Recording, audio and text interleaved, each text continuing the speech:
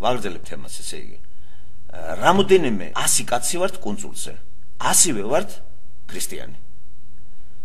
აი პოლიტიკა რა არის? მართვა. აი 100-ვე კაცის როლები ხო უნდა ეს 100-ვე კაცი შეიძლება რომ ქრისტიანობდეს, ვიძახოთ ქრისტიანი ვარ, 100-ვე კაცი უნდა განაწილდეს, საქმე უნდა გავაკეთოთ, ხო? ვინ მოიყვანოს მოსავალი, ვინ მოიყვანოს თელი რიგი რაღაცეები. ესე იგი, ქრისტიანი კაცი გამორიცხავს იმას, რომ პოლიტიკა არ გვინდა? პოლიტიკის შინაარსი გვესმის ჩვენ სხვანაირად. დღევანდელი გაგებით პოლიტიკა არის ცუდ ასოციაციას იწვევს. პოლიტიკოსი ეს არის ესე იგი მატყუარა, ხალხის მჩაგვრელი და აქედან დასკვნა ქრისტიანი არ შეიძლება პოლიტიკაში მოვიდეს.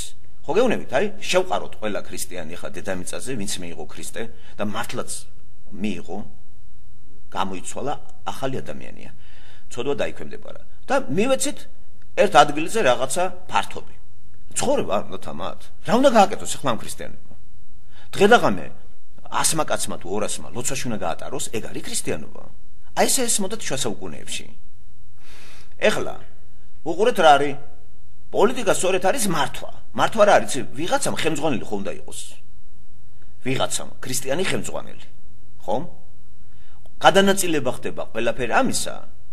თანამდებობის გინდა, ვიღაცა ორგანიზატორი არის, ვიღაცა ხელმძღვანელი არის, ვიღაცა აგრარულ სექტორში მუშაობს და ყველაფერი ერთად აღებული გამოვყავით რამოდენიმე კაცი, რომლებიც ამას აკონტროლებს. შეიძლება ჩვენ იმაში პოლიცია აღარ იყოს. პოლიცია აღარ იყოს. გამიგეთ? პოლიცია ხო თუ ყველა 100 კაცი ვართ ქრისტიანი, პოლიცია რაღაცა ჭიროა. მერე აღარ იყოს ისეთი ბიუროკრატიული აპარატი, რომ ერთმანეთს ვამოწმებდეთ. ამის კომიტეტი, იმის აღარ იყოს სასამართლო, მაგრამ მართვა იქნება. ერთმანეთის მართვა, მაგრამ რის ხარჯზე? დიქტატის ხარჯზე კი არა. იმის დამიხედვით რა უნარები გვაქვს.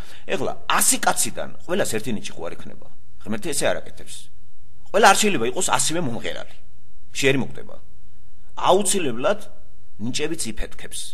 ზოგს ხელოსნის ნიჭი ექნება, ზოგს მეცნიერების ნიჭი ექნება და ყველაფერი ამას უნდა გაცხოლა. ვიღაცას ნიჭი ექნება ხელმძღვანელობის. ხო, ესეც ნიჭია. უხელმძღვანელო ადამიანებს როდის რა გააკეთონ და ესენი ექვემდებარებიან, იმიტომ რომ მაგას კი არ ექვემდებარებიან პიროვნებას. ღმერთს ექვემდებარებიან ამ სახით, ამ ადამიანის სახით. თვითონაც ხო იცის რომ უკვე ქრისტიანია, ისიც ქრისტიანია. არანაირი ურწმუნება არ შეაქვს, მოკლედ, იმ კაცში რომ ის იმამაც აღლებს. გამიგეთ? ამიტომ ვიძახი, შეიძლება პოლიტიკა მართვის ხელოვნებაა და უდიდესი მასა მოსახლეობაში რომ გაიზარდება, ჭირდება ხელმძღვანელი სტრუქტურა. როგორ არა? ქვეყანაში როცა მრავლდება მართვეს სტრუქტურებში, აი ესეთი ადამიანები, ვინც ქრისტიანები არიან, რა თქმა უნდა ქვეყანა ეთილდღეობით ივსება. მაგრამ ხო იცით, ერთი თაობა მიდის, მეორე მოდის, სატანაც არის. ხო, 100 ქრისტიანი გარდაიცვალა, ხო? მოვიდა მეორე თაობა, დაინგრა ყველაფერი. მთელი მეფეთა წიგნები, ეგ ისტორია არ არის? მოდის ერთი მეფე სათავეში, ღმერთთან საუბრობს, მართველი არის იგი მეფეა. მეფეზე ვარი არ უთქვია მეფობას, არ გაუუქმებია. ანარქია დაიწყება. უბრალოდ ეს იმდენად ძნელია, რომ ადამიანი ცოდვას რო ექვემდებარება, გამიგეთ, უფრო ცოდვის მონა არის. და ეხლა უნდა გახდა ქრისტეს მონა. ცოდვის მონა ბუნებრივია ითხოვს დიქტატურას. ყველა ადამიანი რო ცოდვას ექვემდებარება, ერთმანეთის კონტროლი დაწესებული არის. და ჩვენ თუ განთავისუფლდით ცოდვის მონობისაგან და დავემონეთ ქრისტეს, ჩვენ აღარ გვჭირდება დიქტატი. შიგნით ჩასახლებული კაცი გვეუბნება რა გავაკეთოთ. სხვისას ჩვენ არაფერს არ მოვკიდებთ. ასეთი გამონათებები იყო ისრაელის ისტორიაში და მართლაც ყველაფერი კარგად მიდიოდა. მაგრამ ცოტა ხნით. ეს იმას გვეუბნება, რომ ბიბლიაში ეს მაგალითები რო არის აღწერილი, შესაძლებელია ქვეყანაში ეგ. 1000 უფევლის მოყვანა კი არა, არც 64. 64 არის ისეთი მდგომარეობა, ცოდვა აღარ არის, სიბერი აღარ არის, სიკვდილი აღარ არის. 64 ეგ არის. მაგრამ აქ ეს ყველაფერი არის. განსხვავება რა არის? აი აქვე დაბადებული ადამიანი ქრისტეს რო ახლა ის იმართება ქრისტეთი. მეფე რო ხარ, ქრისტეთი უნდა იმართო. როცა სათავეში მოხვედი, პოლიტიკაზე კი არ უნდა თქვა ვარი. უნდა დაექვემდებარო ღმერთს და ისე მართო ქვეყანა. ეხლა გადავხედოთ ისტორიაში, იყო ასეთი რამე? რა თქმა უნდა, იყო დროდადრო. თუ იმრავლებდა ჯგუფში პოლიტიკურ მართველ წრეებში 10, 20, 30 კაცი, ეგენი წვითავდნენ საქმეს. თუ ვინმე მაინც ქრისტიანი იყო, აი ის იყო ის, რომ იცავდა წესებს და კანონებს დადებულ სახელმწიფოებისთვის. ყველა მიცოდა, რომ ქვეყანაში 60 მილიონი ქრისტიანი არ იქნება. კი, ფორმალურად გამოცხადდა ეკლესიაში დაადის ხალხი, მაგრამ არც ისე მოვიტყუოთ თავი, სად შემომოწონთ ვინ დაიბადა, ვინ არა, მაგრამ მართლ წლებში თუ ასეთი კაცი გავიდოდა, აი ეს არის, რომ აწესრიგებს ქვეყანაში მთელი რიგ რაღაცებს, კანონს დაადებს მაინც, გამიგე, კანონი უნდა დაიდოს, იმიტომ რომ უამრავია ხალხი. აი ეს მონაცვლეობა მუდმივად და არის ქვეყნები, საერთოდ ამას არ ცნობენ, ათეისტური ქვეყანა, არ არსებობს ღმერთი. ხო, წარმართული ქვეყანა არის ღმერთი, მაგრამ ჩემი ღმერთი. და აქ კანონები და დიქტატურა. ესე იგი, მე რას დაუპირისპირდი ახლა? პოლიტიკა არ გამორიცხავს პოლიტიკის არსებობა იმას, რომ ეს არ შეუძლებელია და ყველა ვიგინდა რა არის. არა, ეს უკიდურესი გაგებაა და ეს ცოტა უფრო ასკეტისტური ცნობიერება არის. რომ ეს გეზიზღება ყველაფერი, რაც ღმერთმა გააჩინა. ღმერთმა გააჩინა, მისაღებია და გაგვაგებინა რა მდგომარეობაშია სამყარო დედამიწა. გაგვაგებინა ის, რომ აქ ზედმეტად თავი არ გაიხუროთ. იმიტომ რომ სამყარო ცოდვას ექვემდებარება თქვენს გამოისობით, თქვენ ცოდვას ექვემდებარებით, არის სიბერი, არის წყალობა, არის სიკვდილი. დროებით ცხოვრებაში უნდა ისე ვიცხოვროთ, რომ ვამოთ ღმერთს. ციხეში თუ არ გამომწყდეული, წესრიგი აუცილებელი არის. და ის არა რომ არ მივიღებ მონაწილეობას. თუ ტოტალურად არაქრისტიანულია ქვეყანა, არეულია, ინდივიდები მართლაც უკვე იქ აღარ მონაწილეობენ. ინდივიდები. იმიტომ კი არა რომ პოლიტიკა ცუდია. ჩემი ადგილი იქ არ არის, იმიტომ რომ 100 კაცი რომ ქრისტიანი არ არის, თქვენი ყოფნა მართლაც არანაირად სწორი არ არის. ჯერ ვერც გაჩერდებით. ვერაფერს თქვენ ვერ შეცვლით. აი არანაირად არ მიგიღებენ, კანონში ეგ არ ეწერება. ამიტომ ესეთი კაცი ცალკე არის და დატოვებულია მისთვის ეკლესია იმ სახელმწიფო რო შეიცვლება ღმერთი ამას აკეთებს, რომ ეს კაცი არ დაჩაგრო. თუმცა იყო პერიოდები, რომ ამას დასდევდნენ ქრისტიანს. აიძულებდნენ. აი ათეისტური ქვეყანა აიღე. ანტაგონიზმში მოდიოდნენ. აიღო პირველი საუკუნის ქრისტიანები. ანტაგონიზმი საშინელი. და ეხლა თანდათან ისე დააყენა ღმერთმა, რომ თუ პოზიციები გაიცვალა და სახელმწიფო მართვა სტრუქტურებში მოდის ისეთი ადამიანი, რომელიც არ არის ქრისტიანი, მაშინ იცი რა, შენ მართე ეს ხალხი ქრისტიანი, მაგრამ არ შეავიწრო. დღეს ესეთი მდგომარეობა ქრისტიანებს არაქრისტიანები მართავენ, კარნახობენ ცხოვრების წესს, მაგრამ ქვებით არ დასდევენ. დღეს ამ ფაზაში ვართ. ბიბლია გვეუბნება, ეს ფაზა გაძლიერდება და მოვა პერიოდი, რომ დევნას დაიწყებენ. აქ ღმერთი გვპირდება ისეთ ოპტიმისტური იმებს გვეუბნება, რომ მაინც არ მიგატოვებთ და თუ უდიდესი უმრავლესობა თქვენ დაგიწყებთ დევნას, მე მოვალ და გამოგიყვანთ მაგ მდგომარეობიდან. როგორც ეს გააკეთა აი წარღვნის დროს. გამოარი, როგორც ეს გააკეთა სოდომ გომორის დროს. ბიბლიას მაგიტომ კითხულობთ ჩვენ. როგორი მონაწილეო გავდგე გვერდზე? აქ ეს პრობლემა აწუხებდა ილიას. მოდით ვთქვათ, რომ განათლებული კაცი იმის განათლებული კაცი, რომ მისი გონება არ ისვენებს.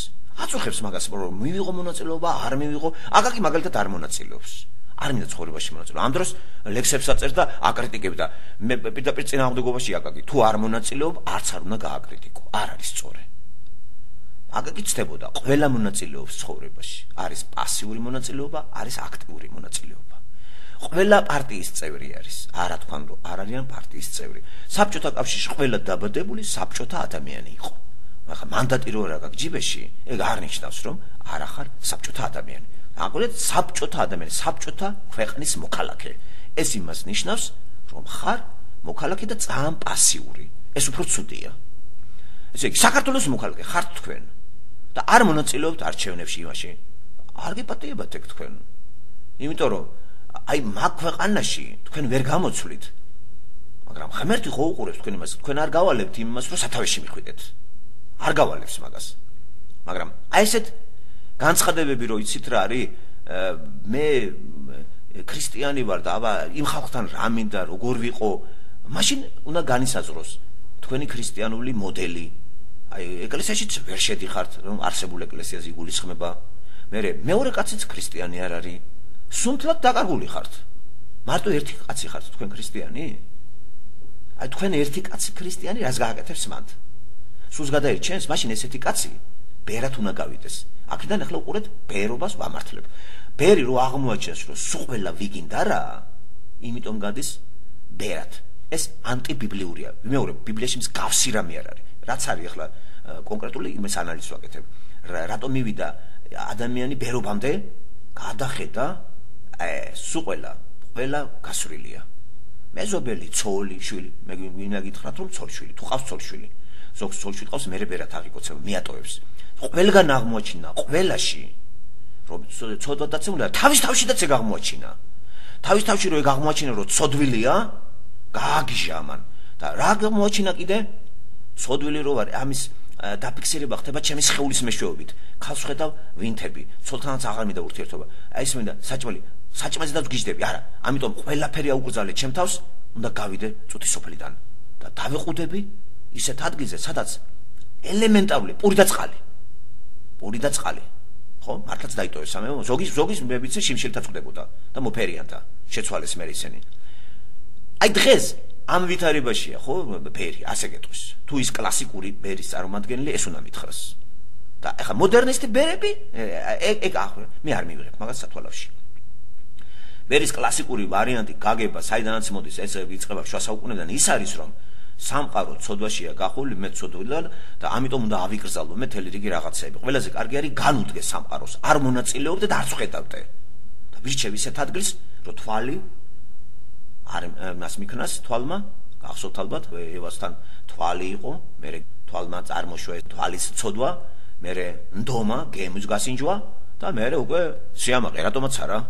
კაია. ამ სამი იმისაგან ეს ბერი გაიქცა. და პრობლემასაც იქ შეხვდა. კერძოდ რას? ეს ყველაფერი არა აქვს, მაგრამ ნდომები არის. მსგავსად იმისა, წყალის წყურვილს რომ მოვიკლათ ჩვენ წყალის წყურვილი, უნდა გავექცეთ თუ უნდა მივიღოთ. ხომ ესეთი მაგალითი. ესე იგი, წყალს მე არ გაურბივარ. ეს ბუნებრივი მოთხოვნილება მაქვს მე და სვამ ამას და ბერად ვიქნები თუ ქალაქში ამას სვამ. ეხლა ცოდვა. ცოდვას მოთხოვნილება აქვს დაიკმაყოფილოს ის რაც უნდა. ესე იგი, ცოდვისი არაღი არის სხეული. სადაც არ უნდა წახვიდეთ, მაინც უნდა იქნები. ეგ იგივეა. უდაბნოში წყურვილი გახჩობდეს და წყურვილი თკვდებოდე. ეს სწორია? ასევე ეს ბერად განდგმული ხალხი ტყეში ცოდვაში არიან და ძალიან ცუდად არიან. სტრესირებულები და ძალიან ბევრი მე აფრენდა. პირდაპირ გიждდებიან ეგ ხალხი მე. რომ ამდენი სტრესი ვერ იკმაყოფილებ, ჯობია დაიკმაყოფილა, ვიდრე მოუშვტინო. ხლა პრობლემა კიდე რაშია? ამ ბერს ის ვერ გაუგია, რომ მასე ჩვენ ცოდვას სხეულს ვერ ალაგმავ, იმიტომ რომ ძველი კაცია შენ სხეულში. გაცოცხლებული კაცი უკვე ტყეში რა გინდა? შემოდი ამ სამყაროში და საქმე გააკეთე, იმიტომ რომ შენ სახიფათო აღარ ახარ, აღარ ჩენი თავისთვის, იმიტომ რომ ახალი ადამიანი ხარ და დაბადებული სულის და აღარ სხვისთვის. აქედან რა გინდა ტყეში? რატო ხარ განდეგილი? პირიქით. აი ეს იქადაგე მეზობელთან. როგორი ახალი ხარ დაგინახონ, შე რო ახალი ხარ. ახლა ტყეში ყველა ვერ გავიქცევით. და თუ სულ ყველა ტყეში გავიქცევით, შეურაცხყოფა ღმერთისა. რატო დაგტოვა აქ საცხოვრებლად ქრისტემ, რომ მოვიდა ცოდვა გამოისყიდა? წავიდა თვითონ. გითხრა მოვალო თქვენთანაც ვარო და დაგტოვა მაინც. რა გააკეთა მან რა? მან რა გააკეთა ამ ციხეში რო შემოვიდა, გაგვიკეთა რამე? რა თქმა უნდა გაგვიკეთა. კერძოდ რა? ახალი აღთქმა დადო ჩვენში, რომელიც გულშია. თუ ჩვენ სულიწმინდას მივიღებთ და დავიბადებით. თუ ჩვენ ახალი ადამიანი ვართ, ახალი ადამიანი წლებს ცხოვრებას დედამიწაზე და ელოდება მეორედ მოსვლას. სჭირდება ახალი ადამიანის ჭამა, სმა, რის ხარჯზე? არანაირად სხვისი ძარცვის ხარჯზე. სჭირდება მართვა, სადაც არის ბევრი ადამიანები, კი? ოჯახში უფროსი საჭიროა? რა თქმა უნდა, საჭიროა. უნდა ექვემდებარებოდნენ ოჯახში ქრისტიანი მამას, ქრისტიანი დედა, ქრისტიანი შვილები, კი? ესე იგი მართვაა ხო ოჯახშიც? გადანაწილებულია როლები. ბავშვი რას აკეთებს, დედა რას აკეთებს, მამა რას აკეთებს, თუ მრავალრიცხოვანია? რა თქმა, ესე იგი მართვა საჭიროა. ესე იგი პოლიტიკა შესაძლებელია სახელმწიფოს მართვა, სადაც არის უამრავი ხალხი. რა არის პოლიტიკა? უამრავი ხალხის მართვა, ხელმძღვანელობა. და თუ ერში ქრისტე შევიდა, რა თქმა უნდა ესენი საუცხოოდ მართავენ ქვეყანას, ცხოვრობენ და ელოდებიან მეორედ მოსვლას. ისტორიაში იყო ასეთი პერიოდები. მხოლოდ სამწუხაროდ ცოტა, იმიტომ რომ სატანა არსებობს. და ცდილობს ყველანაირად შეაცნიოს ვიღაცა. ამიტომ არა რომ შიგადაში გარი 4 კაცი, 5 კაცი, მე საერთოდ არ მოდის. მე სათავეში მოდის საერთოდ ისეთი ტიპი, რომ ღმერთს არ იღებს. არეულია სიტუაციები. საჯულების ხანა ბიბლიის ისტორიიდან, მეფეთა წიგნები პირველი, მეორე, მესამე, მეოთხე და რატომ დაეცა ჩრდილოეთის ისრაელის სახელმწიფო და მერე შესაბამისად სამხრეთი. ეს ხომ რა მაგიტომ არის მაგ წიგნში. მაშინ ღმერთი იტყოდა რომ პოლიტიკა გავაუქმოთ, მეფე გავაუქმოთ. არა, პირიქით, მისცა, კარგი, მე თუ არ მიიღებთ, მაშინ ჩემთან შეთანხმებით დანიშნეთ მეფე. ეს რას ნიშნავს ახლა? დღევანდელ ვითარებაში, როცა არჩევნები არის, ჩემო მეგობრებო, ბიბლიური რწმენით გაჟღენთილი ხალხი უნდა ირჩევდნენ მეფეს. დღეს მაგიდან გველაპარაკება ღმერთი. ბიბლიური რწმენით გაჟღენთილი კაცი სულ ყველა რო არის მაცხოვრები და იწყება არჩევნები, მე ვირჩევ იმ კაცს და ჩემებური ტესტებს უტარებ. რამდენად არის ის ბიბლიური, ჩვენ შევატყობთ. ასეთი ადამიანი მერწმუნეთ ვენდობით ისე მართავს ქვეყანას. მე აღარ მაქვს იმის შიში რომ ეგ შეცდომას დაუშვებს. თუ დაუშვებს შეცდომას მე-4 წლის თავზე ისევე საზოგადოება რომელიც არიან ბიბლიით და ღმერთის სიტყვით, ღმერთს ვეკითხებთ და ვირჩევთ. რამდენად არის მასში ღვთაებრივი სული გაღვიძებული. ძალიან ადვილი ამის გაგება.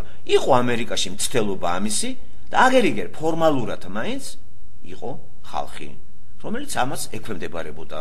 დადიოდა ეკლესიაში, სამაგალითო იყო და მართლაც ბევრი, იმიტომ ირჩევდა რამდენად არის მასში მსოფლმხედველობა ქრისტიანული. ხო, რეიგანი ამით აირჩიეს. რამოდენიმე კიდე ეხლაც რო იყო არჩევნებზე, ბიბლიურად სამწუხაროდ ხალხმა არ აირჩია ის, ვინც ბიბლიითა და იმით დარბოდა.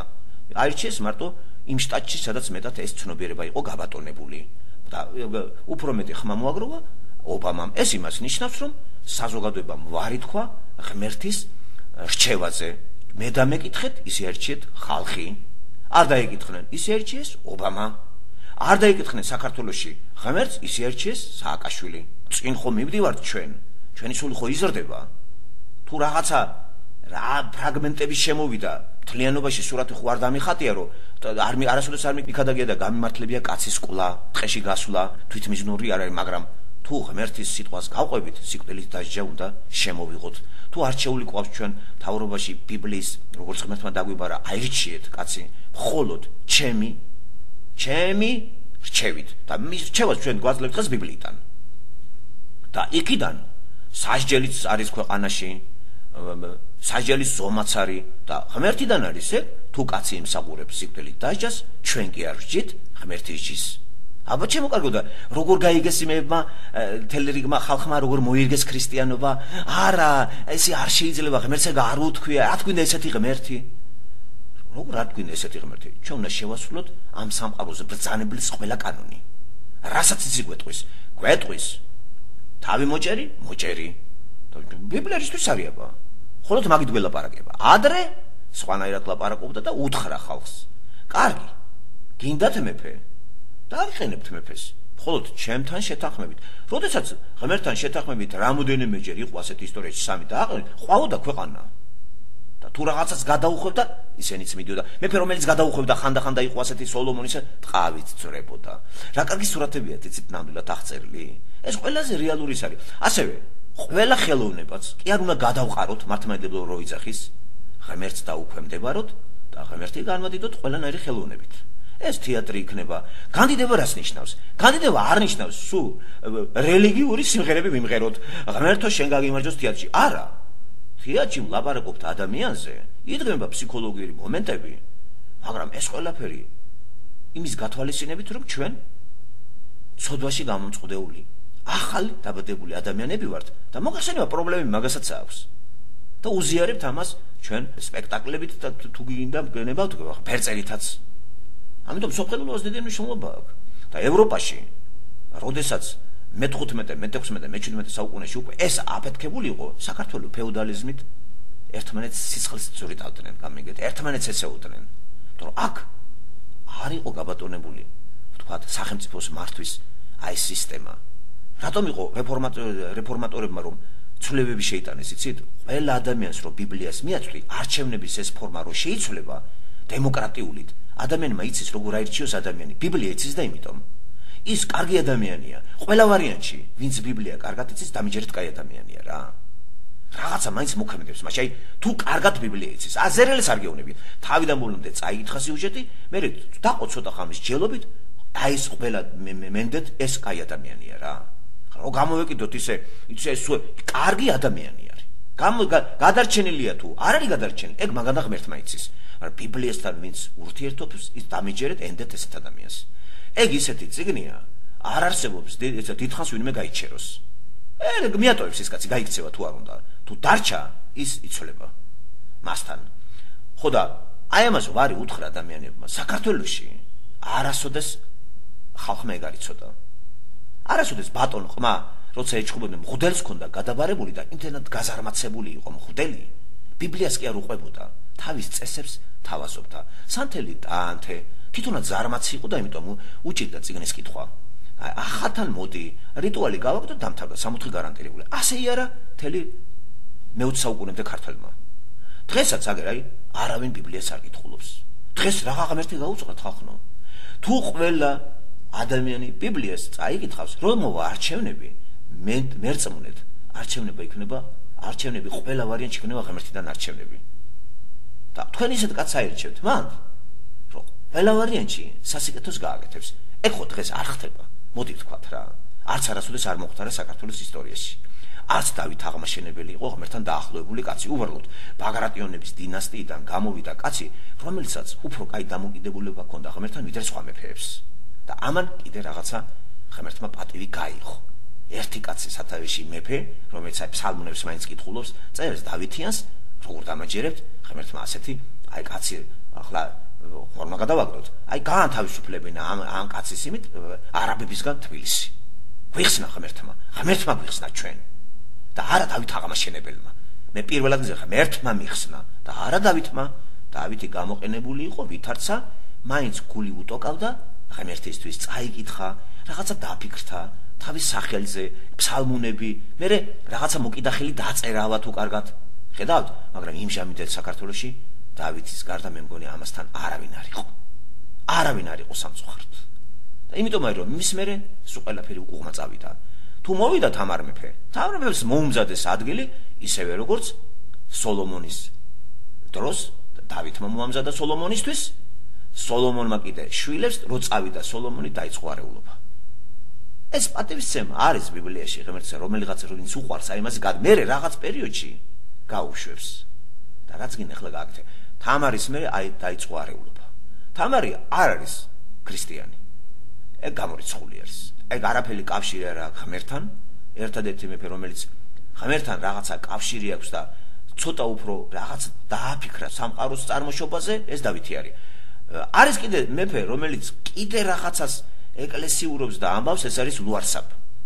ლუარსაბ მეფე, ხო ვიცით, ჩვენ ეგ შახაბად, მაგრამ იცით რა, ეს იმდენად არასწორად ესმის ამას ბიბლია, რომ მორჩილი რაღაცა ის სექტანტური, გაუბედურებული ეწირება ერს, რომ მე უნდა წავიდე და თორე ეს ამიოხრებს ჩემ საქართველოს. არც ესეთ ბიბლიაში ესეთი რამე არ ხდება. შენ თუ ღმერთი გწამს, იბრძოლი ამისთვის, გადადე ხალხს და ღმერთი დაგეხმარება. შენ კი გააკეთებ რამეს, ღმერთი დაგეხმარება შენ. ლუარსაბს არასწორად აქვს გაგებული და ეს სწორედ შენიშნეს მარქსისტებმა, როცა იღებენ გიორგი სააკაძეს და ლუარსაბის სახე უნიათო რაღაცა ისეთ ტიპად წარმოგვიდგინეს, რომ იტყვი რომ ღმერთი არა ისა კიდე. ხედავ, ამ ლუარსაბმა ღმერთი შეარცხვინა. ღმერთი მას არ ესმოდა როგორც დავითს. დავითს კარგად იცოდა ალბათ გოლიათისა და დავითის ურთიერთობა. აბა როგორ გაბედავდა, თავზე დასხმოდა, არაბები განედნენ, აი 400 წლიანი მისგან გაანთავისუფლა, ხო? აი ეს მთელი მუსულმანებისაგან მოკლედ. ხო? არა ქართველთა ტომებისაგან. როგორ გაბედავდა მაგას დავითი? გააბედინა ბიბლიამ. ირწმუნა ეს. მემატიანი არ მოგვითხრობს არაფერს სამის შესახებ ჩვენ და სამწუხაროდ, მაგრამ ბიბლიის ცოდნით ჩვენ მივაგნებთ დავითის რა გააკეთა დავითმა. ამიტომ ჩვენ ჩაუთვალეთ არა დავითს საქართველოს განთავისუფლება პირადად მე ჩემ ცნობიერებაში. მე ჩაუთვალე ღმერთს და ღმერთს დაყვანივეცი ამისათვის. და არა დავითს, ისევე როგორც დავითი იძახის, გოლიათი მე კი არა, ღმერთმა დაამარცხებინა. ამ ჩვენ ხო ვიცით რომ ღმერთმა დაამარცხებინა რა დავითმა. და დავითი იძახის ამას. მე არ ფეშვაში არა ვარ. რწმენით, ამის სახელით გამოდივარ შენ წინაშეო და ასახელებს ღმერთის სახელს. და მე შენ იმითი განგმირავ, ჩემით კი არო. საქართველოში კიდე ქართველებმა ყველაფერი დააბრალეს დავით აღმაშენებელს. და ესეც არ მოეწონა, ღმერთს არ მოეწონება, ხო? იმიტომ რომ იგი ღმერთია. ღმერთია და ბიბლიას ავსია იმით შურის მაძიებელი, ხო? ამ ქართული სიტყვით ეგ ცოტა არ ითარგმნება, მაგრამ ჩვეულებრივი გაგება არ ძებს ამ სიტყვაში შურის კი არ ძიობს ის ელემენტარულად ის შეურაცხყოფილია, რომ ვერ დაინახეთ ჩემი ხელი ამაში. და ამ ბოთე ხალხმა დავით აღმაშენებელი გააღმერთეს და ღმერთი სამყაროდან გაიყვანეს და მისაბაძი მაგალითი უკვე დღეს დავით აღმაშენებელი არის. ამას ბაძავს ბატონი მიშა სააკაშვილი და უფრო აღრიცხებს ღმერთს. მიშა სააკაშვილი უნდა დაინახოს, ვისთან იყო ეს კაცი. ბიბლია ეჭირა ყოველღამე. კათოლიკოსებთან კი არ დარბოდა. მან რეფორმებიც გააკეთა. რეფორმები რო გააკეთა, ჩვენი დავით აღმაშენებელი ბაძავდა სწორედ იმ ებრაელ მეფეებს, ბიბლიაში როა მოხსენიებული და რო შექონდათ მათაც უამრავი რეფორმები, ნიშნავს ცოცხალყმასთან დაბრუნებას. რაღაც მაგდაგვარს აკეთებდა დავითიც, ეს შეეთვალა მას საქმეთ. და ჩვენ კიდევ ბაძავთ დავით აღმაშენებელს, ეს არ არის სწორი. დავითი ვისით ხელმძღვანელობდა, ვის ბაძავდა დავით აღმაშენებელი. ფიქრობ ღმერთიდან? ამა ელემენტარულად იყო მაგაზე. აი რა გვაკლია დღეს ჩვენ. ასე რომ მართვა შესაძლებელია თუ არა, პოლიტიკა რა არის, ესე არ გავიგოთ რა, გავიყაროთ და დავუტოვოთ, ესე იგი რა, ჩვენ ბერებად გავიდეს და სტალოს ამ ვიღაცეება, ვიგინდარება ქვეყანა და აგვიოხრონ. რაღა თურქ-სელჯუკს აუოხრები ხართ და რაღაც ქართველს. რა არის თავზე წაკუზო ესე? მაშინ ვეღარ გავიგე მტერი ვინ არის? რუსებია მტერი და ქართველი მთავრობა მტერი აღარ არის? თუ განადგურებთ, თუ ისა თქვენი ძახით უვარგისობა, მანდარ შეიძლება მონაწილეობა უვარგისია და ყველა ცნობიერებაში შევიდა რომ რაც ხდება ეს ცუდი ხდება. რატო გაქვთ თავი ესე ჩაკინდრული? ხوار შემოგვესია მტერი ხალხო. როცა ერი დაპყრობილია სხვა ერისგან, გასაგებია რომ თელი ერი დავნაშავია. და ჩაფიქრდა ყველა და აღიარეს შეცდომები ღმერთთან და მოულინა მსაჯული და განდევნა ეს მტერი. ასევე ერი დააფიქრა, დავით აღმაშენებელი დააფიქრა და ვინც ის რამდენი ლოცვა აღავლინა ღმერთის წინაშე. აბა რა ძალა მისცა იმათ თვი ქართველებს. ვინ იყო ის, ვინც მას ახლდა? ღმერთი ახლდა მას, ღმერთი. ჩვენ დღეს ხომ ეგ ვაკლია და ცოცხალი ღმერთის მაგვირად ჩვენ ორგანიზაცია ამოვიყენეთ გვერდზე თავისი სასულიერო რაღაცა ბიუროკრატიული პიროვნებებით. ეს არაფერში არ არის ეგა. არა, ეგ არაფერში არ არის. უდიდესი უმრავლესობა მოსახლეობისა ბიბლიასთან მწყრალად არის. ეშინიათ, არ კითხულობენ, არ ეკვებიან და ამას უფრო მეტი კრეხელურად მიიჩნევენ ამ წიგს, ვითარცა ებრაელი ერის წიგნი და ჩვენ ეს არ გვჭირდება, ჩვენ მამები გვინდა. ეს მამები გააქართველეს, ისტორიული გემრიელები გააწმინდავეს და სწორდებიან ხატებზე, ეროვნულ გმირებზე. აი საით არის ყველაფერი. რამდენი სიმახინჯია. და ოდნავიც თარო ჩავატაროთ. ხალხი რატო დაუბრუნეს ხალხს ბიბლია? იმიტომ რომ სახელმწიფო წყობა იცვლებოდა უკვე, კაპიტალიზმი შემოდის. ხომ? მეფობა აღარ არის. მოდის სხვა ფორმაციები. ამიტომ ბიბლიის ცოდნა განაპირობებს ადამიანის მაღალ შეგნების აწევას, სულიერებას და სული კარგად დაინახავს ვინ მაიმუნია და ვინ ცუდი. და არჩევნებში რომ მიდიხარ, შე რო ირჩევ ღმერთის ნებას, ამით ადასტურებ. რატომ არ მონაწილეობს მაგალითად აი რატო არ მონაწილეობდი მე არჩევნებში? უდიდესი უმრავლესობა არ იღებს ამას და მე რომ მივიდე ხლა ჩემი მითკი ვირჩევ, მაგრამ ეს აბსოლუტურად ჩემი მონაწილეობა ძალიან მოაზრო არის. ხალხი არ კითხულობს არაფერს. ხალხისთვის არის ტელევიზია, რადიო, იქ მჯდომი, ეგრეთ წოდებული იმეჯმეიკერები გვტენიან ამ პროგრამებს და არავინ კაციშვილი არ იძახის ეს ღმერთის ნებით არის. მე ესეთი ბედისწერის ფატალიზმი როგორ არა ყველაფერის ღმერთს განაგებს. რომ ღმერთი არ ყოფილიყო სააკაშვილი მოვიდოდა? მეგობრებო, ღმერთის ხელით, მაგრამ სატანას მისაუფლება ეს მოსულიყო, იცით? ეს არის ტრაგედია ჩვენი. ჩვენი უხიაგობის გამო მისცა მან უფლება სატანას გააძლიერე მუშაობა. ბიბლიაში ეგეც აღწერილი ესეთი ადგილები. და როცა ჩვენ კარგად ვიქნებით ამ საკითხთან და დღეს ერთადერთი წყარო ბიბლია არის და ამაზე ღმერთმა იმუშავა რომ ყველა ენაზე ეს მისულიყო, იცოდა მან ფორმაციები შეიცვლებოდა და ერთადერთი ისევ რომ შესრულიყო თავისი სიტყვა შესრულებულიყო და კერძოდ ის რომ თუ ვინმე საირჩევთ, მე ვარ მითხარით, ჩემთან შეთანხმებით. დღეს კიდევ ვიმეორებ, თუ ჩვენ ვირჩევთ ვინმეს, რა თქმა უნდა ბიბლიიდან შეთანხმა. ღმერთი მელაპარაკება ბიბლიიდან.